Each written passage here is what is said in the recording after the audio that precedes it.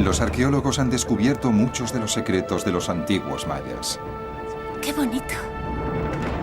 Sus reyes, sus ciudades, su apogeo y su caída. Sin embargo, nos falta la mitad de las piezas del puzzle. No sabemos cómo empezó todo. Hasta hace poco, a los primeros años de la historia maya se les ha hecho caso omiso. Formaban parte del preclásico, una era primitiva, casi un mito, previa a su gran época de esplendor. Ahora, una nueva generación le está dando vueltas a esta idea en su cabeza. Han encontrado en el corazón de Guatemala una cultura maya que floreció 1000 años antes del mundo maya hasta ahora conocido. Es casi como encontrar una nueva civilización. Bajo la jungla nos esperan antiguos enigmas.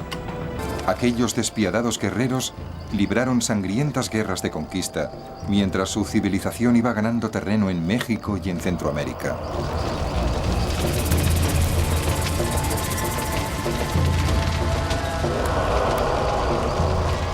Esta es la historia que conocemos de la cultura clásica maya, cuyas ciudades florecieron entre el 250 y el 900 después de Cristo. Sin embargo, los arqueólogos están empezando a descubrir una civilización maya que existió 1000 años antes, en un periodo conocido como el Preclásico. En la ciudad perdida de El Mirador, Richard Hansen, subvencionado por National Geographic, lleva más de 20 años intentando resolver el enigma de los primeros mayas. Bueno, este es el tercer nivel de la gran pirámide de la Danta en El Mirador, la mayor de este lugar arqueológico. El complejo de la Danta ocupa una extensión de casi 800 metros de largo sobre plataformas bajo nuestros pies. Probablemente se trate de la pirámide más grande del mundo. Se construyó varios siglos antes de Jesucristo en una era considerada primitiva. Aunque si los primeros mayas eran tan poco sofisticados, ¿cómo pudieron construir una estructura que nada tiene que envidiar a las pirámides de Egipto?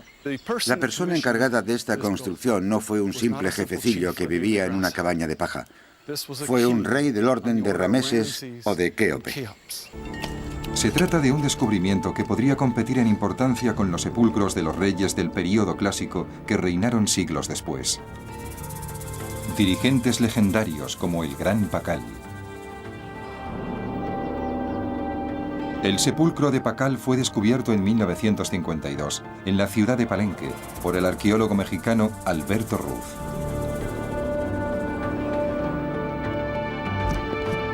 En la actualidad, el arqueólogo David Freidel sigue desentrañando el significado de aquel hallazgo. A finales de la década de los 40, Alberto Ruz encontró una escalera sembrada de cascotes que descendía hacia el interior de este extraordinario templo. No tenía ni idea de lo que iba a encontrar en este lugar. Llevaba 3 años y medio metido en este agujero, pero enseguida supo que estaba descendiendo al inframundo maya. Al final de aquel viaje, hizo el hallazgo más increíble realizado hasta la fecha por un arqueólogo relacionado con el mundo maya.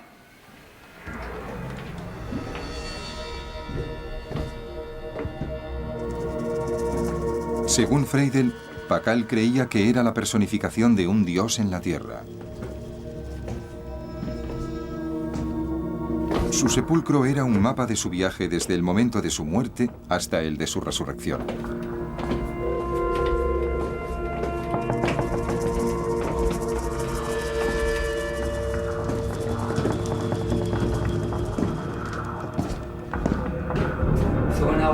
Cuando Alberto Ruz llegó al final de esta escalera subterránea, se encontró con una caja de piedra aquí que tuvo que retirar. Fue entonces cuando vio esta enorme puerta, triangular. La empujó y miró en el interior de la cámara. Lo que vio fue realmente fantástico. Una cámara funeraria con un enorme sarcófago en su interior. La cámara estaba llena de estalactitas que se habían formado después de siglos al haberse filtrado el agua por el techo de la misma. Aquel lugar era como una cueva sagrada.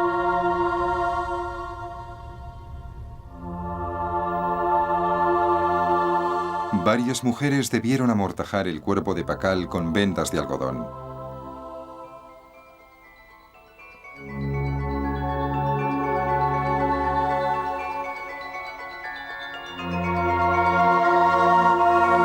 Después cerraron sus puños sobre varios adornos de jade, piedra que simboliza la vida.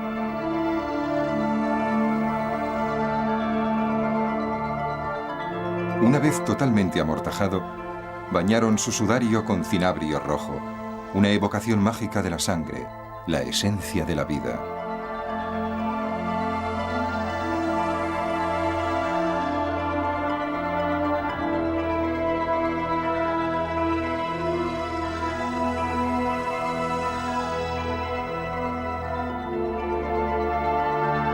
Una máscara de jade se convertiría en el rostro de Pakal para la eternidad.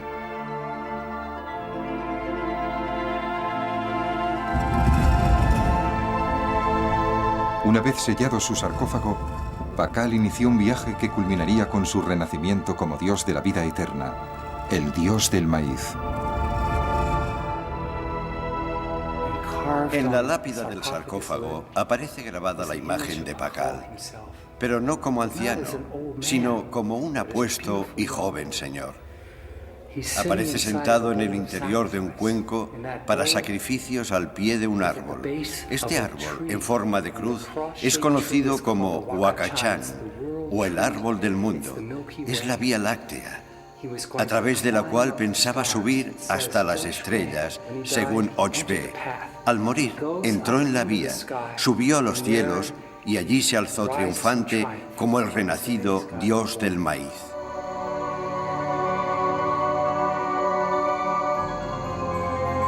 El viaje de Pakal a los cielos le devolvería con el tiempo a los orígenes del mundo maya, donde se fundiría con los dioses que lo crearon.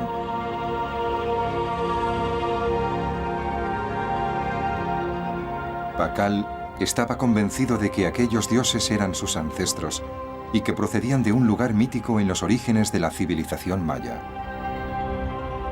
Las raíces de Pakal y de los suyos se remontan a Can, la ciudad primordial. Can era la ciudad donde había nacido el dios del maíz, el lugar donde había ocurrido todo, una especie de Jerusalén maya, un sitio que todos recordaban, su particular Camelot, la ciudad original en los albores de los orígenes maya.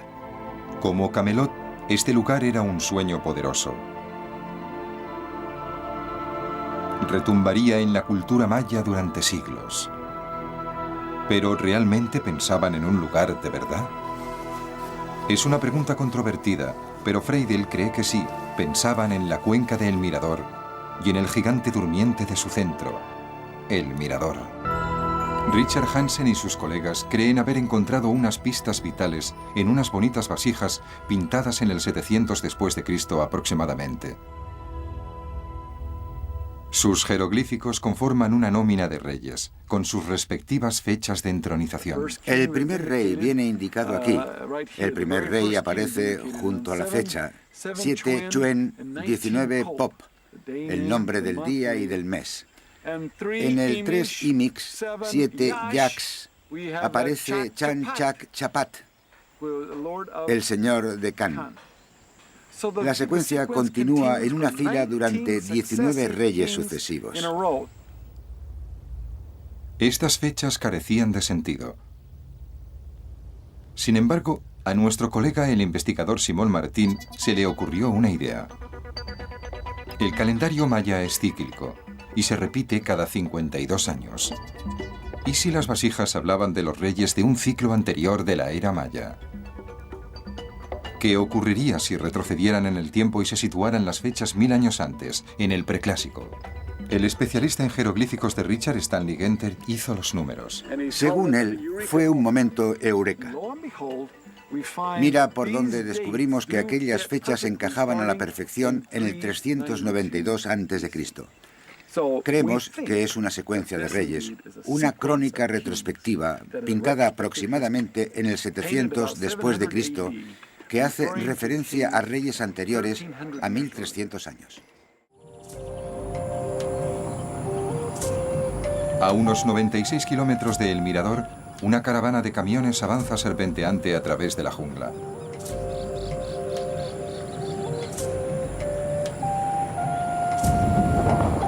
Va de camino hacia una ciudad mucho más pequeña, San Bartolo.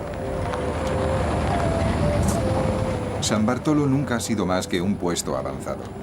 Aún así, es aquí donde los arqueólogos han logrado entender la visión del universo de los primeros mayas. Fue entonces cuando vi algo increíble. Un mural. Me entró un ataque de risa. En serio. Era tan poco probable dar con un mural así. Hacía más de 50 años que nadie encontraba un mural tan bien conservado. Es uno de los 2 murales mayas más importantes jamás encontrados. Es con diferencia el más lejano en el tiempo y aún así sus trazos son sorprendentemente delicados. Los trazos fluyen y se funden suavemente.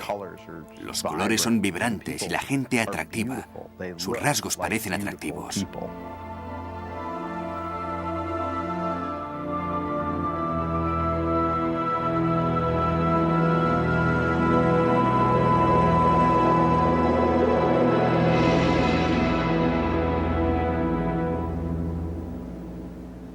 Bill invitó al artista Heather Hurst para que le ayudase a descifrar el significado del mural haciendo una reproducción exacta. Esta joven acababa de pasarse 2 años y medio pintando el otro gran mural maya encontrado en Bonampak en 1946. No podía creerme lo que había encontrado. No era solo un mural, sino un mural anterior a todos los encontrados hasta la fecha y que nada tenía que ver con ello. Además de a Heather, también ha reunido a 2 de los mayores expertos en simbología maya. Cuando Bill salió de la jungla con sus primeras fotos del mural fue que nos encontrábamos ante uno de los hallazgos más importantes, sino el más importante de los últimos 20 o 30 años en el campo de los estudios maya. Algo que me quedó clarísimo cuando Bill salió de la jungla con sus primeras fotos del mural fue que nos encontrábamos ante uno de los hallazgos más importantes, sino el más importante de los últimos 20 o 30 años en el campo de los estudios maya. En términos del preclásico tardío maya, esto sería una capilla sixtina. Es un cuadro sobre los orígenes y la creación. No creo que haya ninguna duda de que este hallazgo seguramente cambiará toda nuestra visión de lo que la civilización maya tenía en mente al crear su arte, al plasmar la visión de su cosmología y del origen del universo. Se trata de una escena del gran mito maya de la creación, registrado 1500 años después en la historia épica conocida como Popol Vuh. Este es el principio. No había todavía un hombre, ni un animal, ni prados, ni bosques. Solo estaba el mar en calma y el cielo en toda su extensión, en reposo. Solo el Dios llamado Corazón del Cielo. Y en el agua, una serpiente emplumada. En las tinieblas, en el amanecer.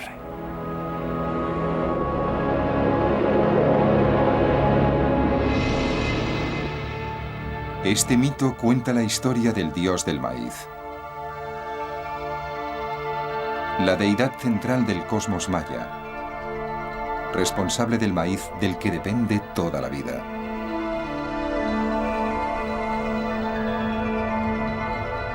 El dios del maíz desciende al inframundo, donde los señores de la muerte le matan.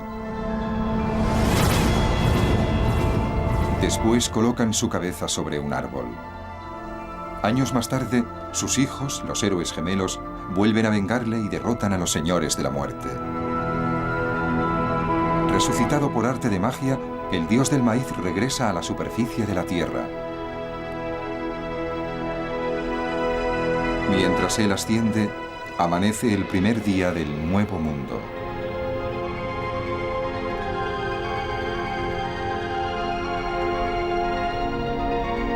Esta es una historia que obsesionaba a los mayas del periodo clásico.